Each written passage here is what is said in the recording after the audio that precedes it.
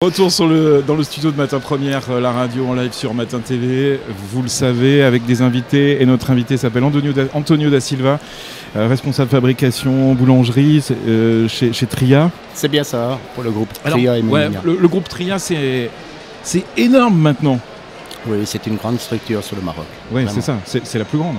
Ça sur la minoterie par exemple et sur toutes vos activités, c'est maintenant devenu un immense groupe, quoi.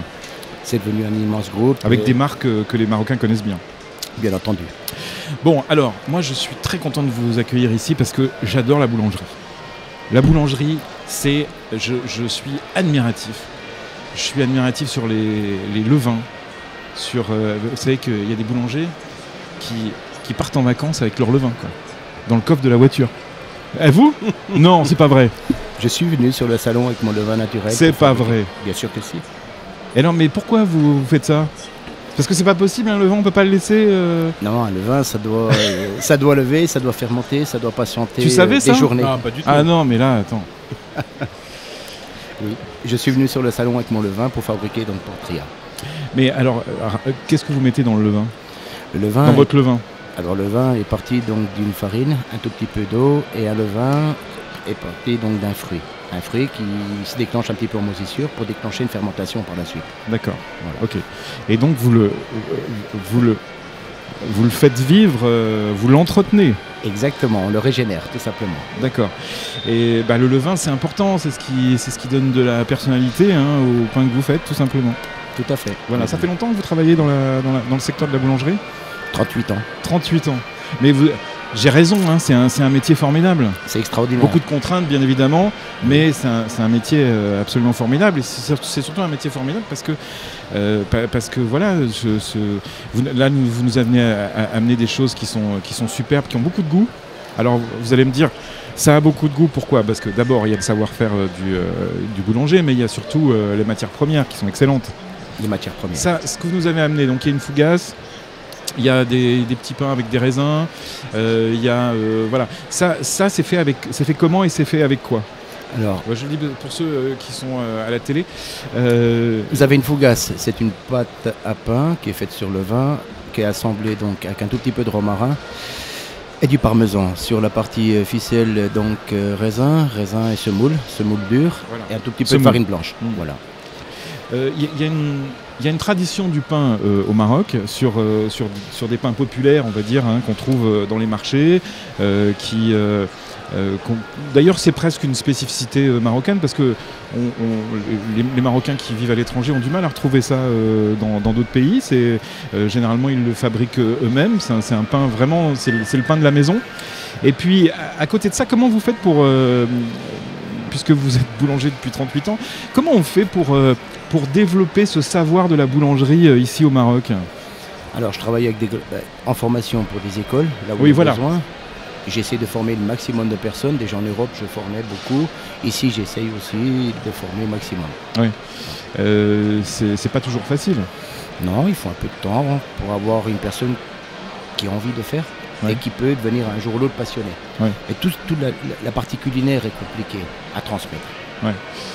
Thomas? Oui, quand vous dites vous former, c'est dans quel cadre? Vous pouvez nous expliquer un petit peu ce volet formation? Alors, je peux le faire sous sein privé, c'est-à-dire à la demande d'un groupe X ou Y, ça peut être, peu importe la personne. Je fais de la formation en session de 3 heures par personne et par jour. Ça peut être en complémentarité pour une école qui est déjà en hôtellerie. Alors, en l'occurrence, à Agadir, on a 2 écoles. On a donc El Massira, on a Fonti. Je peux leur donner un peu la main si besoin. C'est des partenariats qui sont avec le groupe, par exemple. C'est important de former les nouvelles générations, de leur faire découvrir un petit peu tous ces univers. C'est indispensable. C'est vrai que le groupe Tria est un groupe d'avant-garde à ce niveau-là. Il formera facilement, acceptera de même mettre des budgets à disposition pour aller de l'avant. Et au niveau des professionnels, c'est quelque chose que vous développez aussi, leur montrer un petit peu comment bien utiliser notamment vos produits? Alors je fais de la formation pour certains professionnels qui ont besoin pour des choses bien ciblées, aller un petit peu sur la créativité, aller un petit peu de l'avant, puis avoir de l'idée. Ça, c'est une création du jour. Demain, on aura sur le salon donc Tria, on aura un jambon halal assemblé avec un parmesan aussi, sur une petite ficelle cuite à la minute. Ouais, d'accord. Bon, On le note. bon, finalement, on va rester alors. Oui. Finalement, on va rester. Tout à l'heure, vous nous parliez de la qualité de blé. Alors, faut dire que c'est un blé canadien. La plupart du temps, pourquoi ? Parce qu'il est. Pourquoi on prend. Il y a votre concurrent Darry qui nous a parlé de ce blé canadien aussi, utilisé dans la fabrication des pâtes. Pourquoi on n'est pas capable de fabriquer du blé capable de fabriquer la même qualité ? Alors ici, au niveau des plantations céréales, on a des céréales, je veux dire, qui sortent avec des W un peu plus courts, ou des taux de protéines un peu plus courts. Ça veut dire quoi des W ? C'est des blés qui sont un peu plus faibles. C'est pour ça qu'on achète souvent sur l'étranger, on importe des blés canadiens qui sont des blés de force. Et qu'on additionne à nos céréales sur le Maroc qui sont des céréales magnifiques, quoi, sincèrement. D'accord, donc en fait c'est un mélange en fait avec des choses qui... On fait des assemblages.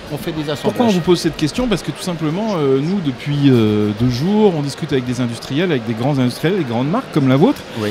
Et on se rend compte que finalement l'objectif c'est d'importer de moins en moins et de transformer sur le terrain, de cultiver sur le terrain. Donc quel est le ratio en fait chez Tria ? En fait, il y a encore beaucoup d'importations. Je suis incapable de vous répondre au niveau pas quelque chose de précis. Mais au niveau des pourcentages, je ne sais pas au juste qu'on importe. Mais c'est vrai qu'on essaie de développer au maximum tout ce qu'on peut faire sur place. Après, on a des surfaces qui ne sont pas très très très grandes non plus au niveau des céréales. Là, on voit des parcelles de petites surfaces de quelques hectares. Vous allez sur le Canada, ils parlent de centaines et des centaines d'hectares de parcelles pour une personne, pour un propriétaire ou un groupe. Thomas ? Ça fait partie des objectifs du groupe peut-être d'utiliser davantage de produits locaux justement. C'est une démarche qui existe. Tout à fait. Il y a de la recherche en fait chez Tria, enfin chez Memouna par exemple sur cette marque-là. Il y a de la recherche et il y a aussi, je veux dire, des partenariats qui font directement avec des céréaliers pour des plantations, pour aller, je veux dire, sur la chaîne complète. Alors vous le savez, on parle d'agriculture durable dans ce salon. Est-ce que on peut parler du bio par exemple ? Est-ce que l'idée du bio sur la farine et sur tout ce qu'on peut en faire après est quelque chose qui a germé, si on peut dire, dans la tête des gens chez vous ? Oui, on est déjà sur des cultures qui sont raisonnées au niveau des traitements au maximum. Ça, c'est quelque chose qui est à l'ordre du jour depuis des siècles. Oui. Ça dure depuis longtemps. Ça fait longtemps. Oui, ça fait très longtemps. Qu'on utilise moins de pesticides. Qu'on essaye de travailler avec des fertilisants naturels au maximum. C'est pas suffisant, mais on essaie de faire le minimum de traitement. D'accord. On va pas parler d'OGM ? Non, surtout pas. Surtout pas, d'accord. Sujet sensible ? Pas forcément, mais Joker bon. C'est des sujets déjà que je connais très très peu. Ouais. Mais on évite au maximum. On ne cherche pas forcément des rendements, on cherche un produit de qualité chez Tria. Ça, c'est très important. Oui, avoir des volumes, on peut les avoir. On n'aura pas forcément une qualité avec des farines de belles factures à la fin. Ouais. Les projets du groupe, on peut en savoir un petit peu davantage. Vous êtes un grand groupe, quelles sont les ambitions aujourd'hui ? Alors les ambitions, on développe déjà la partie Maroc. On fait déjà aussi. Il y a eu un achat en 2016, puisque Fort Afrique a racheté le groupe Tria pour devenir, on va dire, un énorme groupe avec de belles marques et puis justement le potentiel pour amener la marque peut-être vers d'autres marchés, pourquoi pas. Vos concurrents sont distribués dans les hypermarchés français, donc oui, on y va aussi. Donc c'est ça, en fait. C'est bien le but. Voilà, on est fort, on pourrait faire de la torture finalement. Ça c'est notre... c'est notre formation d'Amérique du Sud en fait, voilà. Tout à fait. On est fort là-dessus. Donc le groupe Tria, en tout cas, on ne sait pas avec quelle marque, mais dans les hyper en France et à l'étranger, on va vous trouver sur Amazon aux États-Unis. On devrait aller aussi loin que ça, je pense. Bon, d'accord. C'est quoi pour terminer, c'est quoi votre spécialité vous en tant que boulanger ? Moi, j'adore discuter avec les boulangers parce que il y en a qui sont spécialisés dans la baguette. Alors ils vont vous parler des alvéoles pendant des heures. Il y a ceux qui sont spécialisés dans la pâtisserie boulangère qui est vraiment une spécialité aussi. C'est quoi vous en tant que boulanger ? Qu'est-ce que vous aimez faire ? Alors, tout ce qui concerne la boulangerie, j'aime beaucoup la création, les assemblages, que ce soit sur des céréales, que ce soit sur des fruits, que ce soit sur même du poisson, du saumon. C'est ça, vous aimez les pains spéciaux en fait? J'aime les pains spéciaux, mais je suis aussi glacier avant tout. Ah bah d'accord. Oui. Ah bah voilà, d'accord. Mais c'est vrai qu'on travaille pas assez les pains spéciaux ici au Maroc. On commence, il y a certains boulangers qui commencent à mettre quelques graines. On a des personnes qui deviennent curieuses avec le temps et qui aiment, je veux dire, la créativité, qui aiment un petit peu être surpris aussi. Mais il y a des attentes, il y a des gens qui recherchent ce type de boulangerie où ils vont justement prendre leurs habitudes. On le voit. Bon, après, moi je vais pas critiquer, surtout on va pas donner de nom, mais c'est vrai que si c'est pour le faire mal, c'est peut-être pas la peine. C'est-à-dire que des fois on se dit, non mais c'est vrai, c'est vrai. Des fois on se dit, écoutez, c'est pas simple, c'est compliqué, mais on a envie que le pain soit bon et que si on fait un pain aux olives, que les olives soient, qu'on sente les olives, qu'on sente un goût d'olive. On est bien d'accord. Et voir une olive, c'est pareil. Là votre pain au raisin, il est super parce qu'il n'y a pas beaucoup de raisin, mais alors quand on se retrouve au niveau du raisin, il y a eu une cavité qui s'est formée bien évidemment, il y a le sucre du raisin qui a parfumé le pain, donc là c'est très réussi, en plus il y a cette semoule et tout, donc vraiment c'est réussi. Mais souvent, si c'est pour le faire mal, c'est un peu dommage. Donc plus de graines, plus de pains spéciaux, allez-y parce que c'est bon pour la santé. Et c'est dommage de laisser ça on va dire aux boulangers internationaux qui arrivent sur le marché marocain. C'est dommage, faites-le. Le pain aux graines, moi je vois des pubs on ne citera pas, mais d'un grand boulanger français qui est installé dans certaines villes au Maroc. Le pain aux graines, c'est bon. Bah oui, le pain aux graines, c'est bon et c'est bon pour tout le monde. C'est bon pour tout le monde.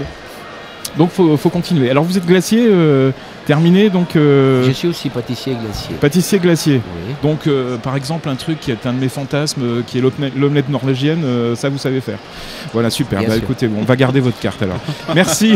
Merci Antonio da Silva du groupe Tria d'être passé dans le studio de Matin Première, la radio, et vous revenez quand vous voulez avec des choses comme ça. C'est très bien. Merci à vous. Merci, au revoir. Au revoir. À bientôt.